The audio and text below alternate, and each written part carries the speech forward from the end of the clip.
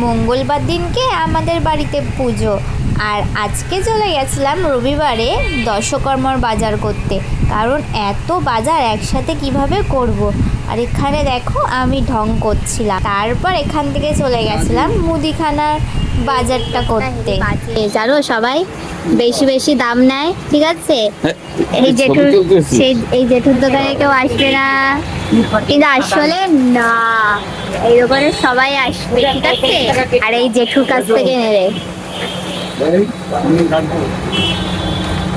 আমি তো দশকর্মার বাজারটা বুঝে বুঝে সব কিছু মিলিয়ে মিলিয়ে করে নিয়েছি। আর ওই পাশে বুড়ি দিদি, আমার মা, ছোট কাকি সবাই মিলে ফুলের বাজার করেছে। আর মা এখানে অর্ধেক ফল কিনেছে।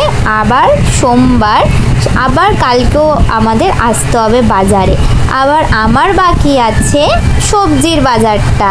আমার মা আমার উপর দায়িত্ব দিয়েছে সবজির বাজার, মুদিখানা, দশকর্মার এইগুলোর।